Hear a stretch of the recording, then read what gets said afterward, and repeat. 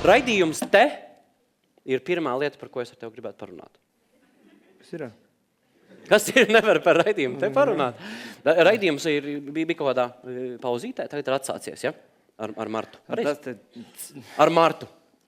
Cik daudz nozīmīgi tavā gadījumā? Ar 3. martu sākās, jā. Aha, tev viņa ir 3. Man prātīgi tepat Blaumaņa iela un tā. Nu, viņš ir atsācies ciklisks pasākums. Būtībā tās nav pauzes, tā ir tāda snauda radoša. Ziemas snauda. Arī, citreiz arī vasaras, jo raidījumi te nav pilnīgi nekādas jēgas taisīt vasarā. Jo? Un ziemā. Jo tad cilvēki paši visu zina.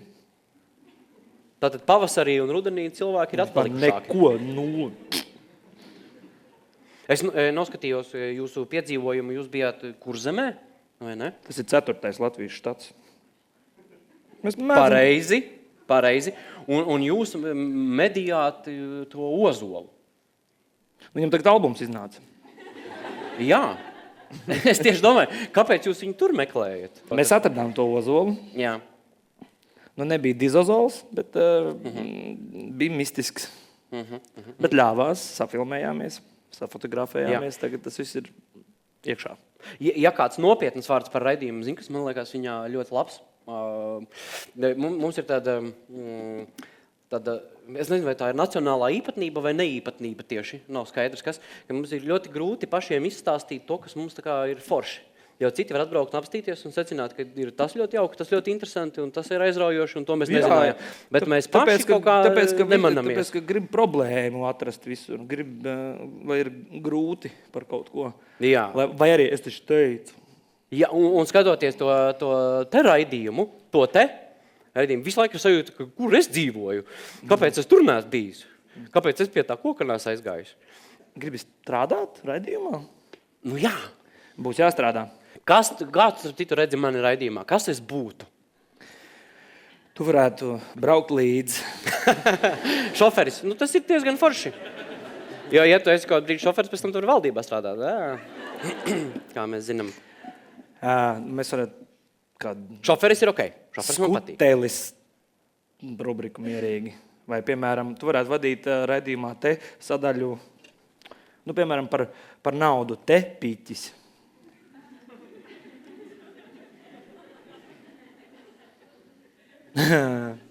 Tev noteikti Tetero fonda. Tetero fonds atbalsta. Tas ir paklājs. Tepiķis. Viņu var arī pielikt pie sienas. Tad vajag bērzus arī un fototapeti. Jā, es domāju, ka mēs tev kaut ko izdomāsim. Tas ir, tas ir tajā gadījumā. Bet tu tā kā, tu jau pats esi no daudzbērnu ģimenes. Jā. Nu, raidījums te ir tā ir daudzbērnu ģimene, un tas pēdējais gabaliņš kādam vienmēr pietrūkst, un tāpēc es, piemēram, arī trenējos, jo man savs gabaliņš tur ir jāizcīna. Daudzi tā arī nav filmējušies pēc tam.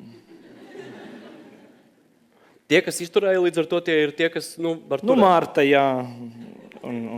Marta ir tev tāds, sparinga partneris savā ziņā. Dace. Tu izvēlies tādus spēcīgus pretiniekus. Jā. Producenti Ilze. Producenti Inga. Visām džeki. Ir. Visu laiku līdzi brauc? Ne, visu laiku uzticās. Bet, tuvāk nenāk. Uzticās pa gabalu? Pa gabaliņam. Pa gabaliņam līdz... Līdz kamēr es redzu atkal Marta, Dace, Māra, Inga, Ilze. Citreiz arī Jolanta. Daudz sieviešu? Pieaugušas?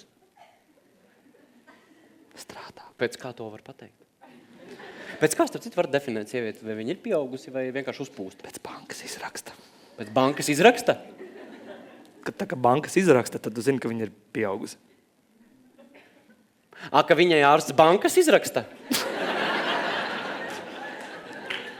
Tā ir pirmā sieviešu slimība. Bet ja pa īstam, kāds plāns jums tur ir? Cik ilgi jūs vēl vēstīsiet, kas mums skaists Latvijā? Neko es tev neteikšu, tāpēc, ka mēs paši nezinām. Kā jūs tā? Izskatās, ka jūs gadiem plānojat to vienu raidījumu.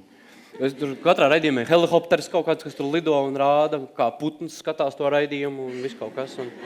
Jā, tas ir Pauls Timrots, ja viņš parasti pilsētas izpēt no gaisa, uz kurām viņš brauc. Viņš veic uzlidojumus. Naktī virs vilcieniem. Bet Paulam, viņš naktī ierodās, kas tiešām interesanti. Nē, kāds ir tas? Viņam ir cits, viņš ierodās pirmdienās, piemēram. Kāpēc? Kad neviens neceļo visā pasaulē. Jā. Jūs, piemēram, ietu, es nezinu, uz Merājas Karājas koncertu pirmdienā. Es neietu, piemēram, man liekas, viņi nav padomājusi par mani. Māja Karāja? Tagad visai pilsētā jāceļās kājās, jo es esmu atbraucis, vai atbraukusi. Bet tas ir ļoti labs brīdis. Tas kalpo kā spogulis tev pašam, ka tu vari ieraudzīt, kas tu patiesībā esi. Bet jums, tu jau ieminējies, ka jābūt diezgan fiziski veiklam, un es skatos, ka to fiziku tu arī diezgan daudz darbojies. Tu esi plaša spektra mākslinieks darbonis, jo tu esi arī maratonists tagad pa jaunam, kā es pareizi saprotu. Es trenējos. Tu būsi maratonists. Tu būsi vēl maratonists. Tu priecāsies. To vēl. Noskriesi. Ja tev ir 42,5 nepietiek, es nezinu. Tev ir tik daudz gadi? Kilometri. Paredzēti. Tu dzīves gājumu kilometros mēri? Tikai pa pilsētu. Lai kādam būtu arī skaidrs, par ko ir saruna, tu esi nolēmis noskriet maratonu. Jā. Es tā saprotu. Jā. Un diezgan nopietni tam arī trenējies. Zini kādu? Nē. Latelekom. Tas ir tas, kur, Rīgā. Jā. Es pusīti skrēju. Es skatos, ka tu Mildrunātā esi meties. Viņš tik ārkārtīgi populāri. Tu pats ieliki Facebookā. 500. Ko? Es esmu 50. Nē, 500. 500. Ģimenes dakteri. Jā. Viņš dārgs. Viņš dārgs. Tagad palika tavs dārgāks. 250 to var tāpat dabūt. 500 jāņem ir uz receptēm. Mums likās ļoti interesants tavs piedāvājums, jo tas Mildrunāts ir ļoti skaļa lieta. Un tu, es saprotu, tu neesi pie tiem super pro sportistiem, līdz ar to tev viss tā dopinga pasaule nav tik svarīga, bet cilvēki mēļo, cilvēki runā, un mēs gribējām noskaidrot, kāds ir cilvēku viedoklis tev kā topošajam maratonistam saistībā ar Mildrunātu. Un mēs izsūtījām Erika Palkaunieku ielās, lai šis pataujā, un reko šis sataujāja.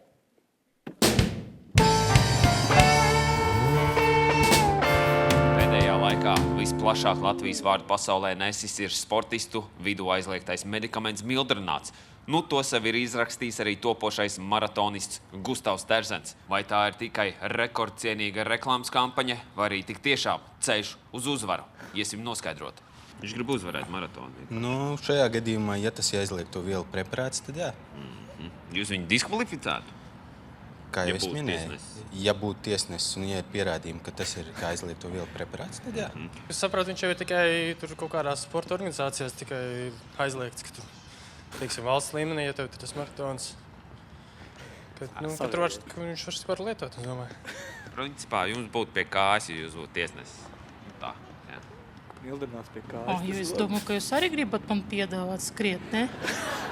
Jūs varat to darīt, jā, tur var skriet. Jūs varētu iešaut Mildrunātu.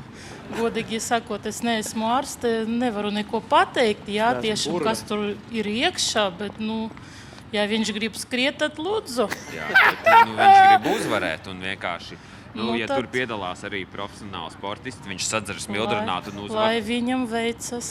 Ko jūs ieteiktu Mildrunāta vietā Mildrunāta vietā lai uzvarētu? Trenēties. Pieņemsim faktu, viņš sadzerās to Mildrunātu. Jā. Un uzvar visus kenijiešu, noskrien un uzvar. Ko darīt? Nezinu. Ko ja šis ir aizliegts, Mildrunāts, tad viņš ir diskvalificēts un viss. Varbūt, ko jūs varētu ieteikt, ja Mildrunātu tomēr nedrīkst lietot, ko lai sportisti lieto tagad? Kurš ar āpavu, ko lai viņi lieto tagad? Viņiem vajag trenēties, nevis lietot. Lai dilis vairāk ēt. Dilis, jā. Jā, dilis, pitarsīļus, laikam tā. Tas palīdz arī, jā. Tāpēc ne? Tieši tas pats ar aplokšņalgām. Kāpēc jāmaksā aplokšņalgas un nemaksāt nodokļus, un pēc tam sūdzēties par to, ka no valsts neko nevar Savā saņemt. ziņā, jā. Nu, tieši tas pats. Jā. Ok, paldies. Jā, Visu labu. Gustav, tagad tu zini, kas darāms. Ēriks Palkanīgs speciāli pusnakšavām 7 ar Jāni Skuteli.